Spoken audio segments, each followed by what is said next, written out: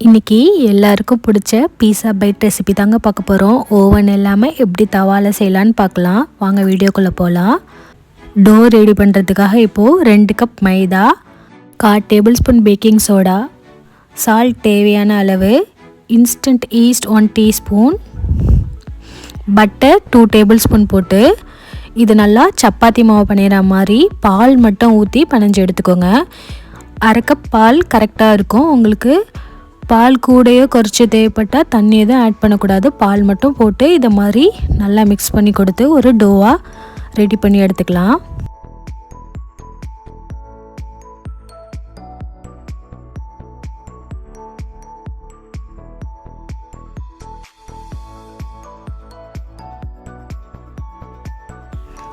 நல்லா நம்ம ப்ரெஸ் பண்ணி பனையும்போது நம்மளுக்கு டோ வந்து ரொம்ப சாஃப்டாக கிடைக்கும். இதை மாதிரி பனைஞ்சி கவர் போட்டு மூடி வச்சிடலாம். இப்போது 100 கிராம் சிக்கனை மேரினேட் பண்ணி வச்சிடலாம். அதுக்கு தேவையான அளவு உப்பு போட்டு 1 டேபிள் ஸ்பூன் மிளகாய் பொடி, 1/4 டேபிள் ஸ்பூன் மஞ்சள் தூள், 1/4 டேபிள் ஸ்பூன் ஜீரகத்தூள், 1/4 டேபிள் ஸ்பூன் பெப்பர், இஞ்சி பூண்டு 1/2 டேபிள் ஸ்பூன், லெமன் ஹாஃப் போட்டிருக்கேன். ஹாஃப் போட்டு இதை மாதிரி மிக்ஸ் பண்ணி எடுத்து வச்சுக்கலாம். இப்போது ரெடி பண்ணி வச்சுருந்த மாவு நல்லா ப்ளஃபியாக உப்பி வந்துருச்சுங்க.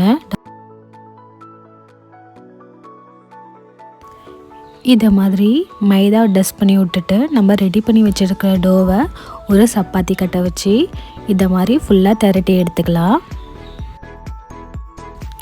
ரொம்ப மொத்தமாக இல்லாமல் மெலிசாக இல்லாமல் மீடியம் சைஸில் திரட்டி எடுத்துக்கோங்க. ஏன்னா நம்ம தவால பண்ண போகிறதுனால ரொம்ப மொத்தமாக இருந்துச்சுன்னா உள்ளே வேவாது. அதனால் கரெக்டாக இதை மாதிரி திரட்டி எடுத்ததுக்கப்புறமா ஒரு கிளாஸை வச்சு இதை மாதிரி லைட்டாக ப்ரெஸ் பண்ணி கொடுத்தா நம்மளுக்கு அந்த ரவுண்ட் ஷேப்பில் கிடச்சிடும். ஃபுல்லாக இது மாதிரி எடுத்து வச்சுட்டு மீதி இருக்கிற மாவை அதே ப்ராசஸாக நல்லா திரட்டிட்டு ஒரு கிளாஸை வச்சு அந்த ஷேப்பில் ரவுண்ட் ஷேப்பில் எடுத்து நம்ம வச்சுக்கலாம். இப்போது எல்லா மாவையும் இதை மாதிரி ரெடி பண்ணதுக்கப்புறமா ஒரு ஃபோர்க்கை வச்சு இதை மாதிரி நல்லா ப்ரெஸ் பண்ணி கொடுத்துருங்க.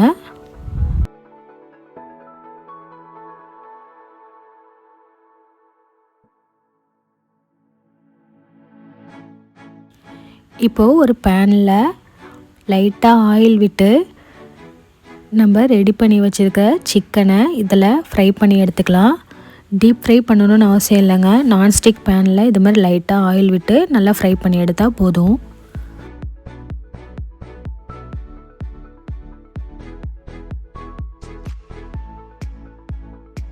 குட்டி குட்டியாக கட் பண்ணி வச்சுருக்கனால இது வேவுறதுக்கு அவ்வளோவா டைம் எடுக்காது. ஒரு 5 நிமிஷம் மீடியம் ஃப்ளேமில் வச்சு நல்லா இதை மாதிரி பொரித்து எடுத்துக்கலாம்.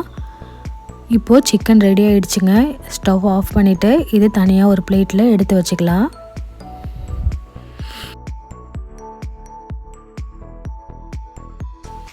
இப்போது ஸ்டவ்வில் ஒரு தவா வச்சு மீடியம் ஃப்ளேமில் வச்சுக்கோங்க. மீடியம் ஃப்ளேமில் வச்சு நம்ம ரெடி பண்ணி வச்சுருந்த பீஸா டோவெல்லாம் தவாவில் வச்சு நம்ம எல்லா பன்னியும் சுட்டு எடுத்துக்கலாம்.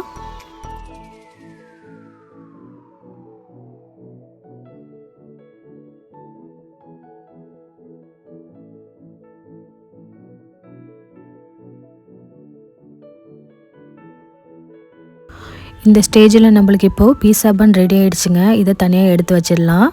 இப்போது பீஸாக்கு தேவையான வெங்காயம், கேப்சிகம், ஸ்வீட் கார்ன், தக்காளி எல்லாம் கட் பண்ணி எடுத்து வச்சுருக்கேன். நம்ம பொரிச்சு வச்சுருந்த கோழியும் இருக்குது.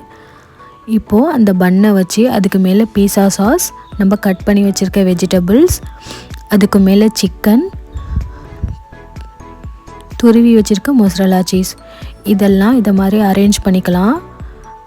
அதை மாதிரி எல்லா பன்லேயும் இதே ப்ராசஸாக நம்ம அரேஞ்ச் பண்ணி எடுத்து வச்சுக்கலாம்.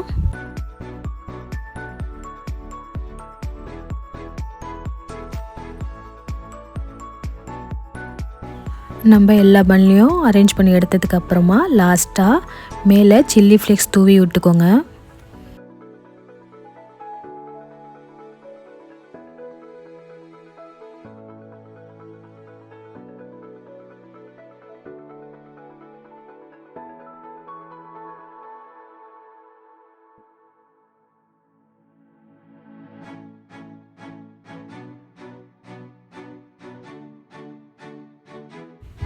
சில்லி ஃப்ளேக்ஸ் போட்டதுக்கப்புறமா பீஸா சீசனிங் இருந்தால் அதை இது மாதிரி மேலே போட்டு தனியாக எடுத்து வச்சுக்கோங்க.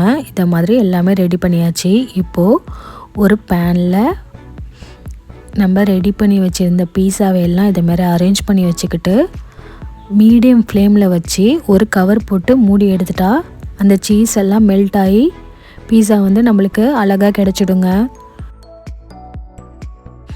கண்டிப்பாக இது வந்து இஃப்தார் டைமில் செஞ்சு பாருங்கள். செய்கிறதுக்கு ரொம்ப ஈஸியாக தாங்க இருந்துச்சு.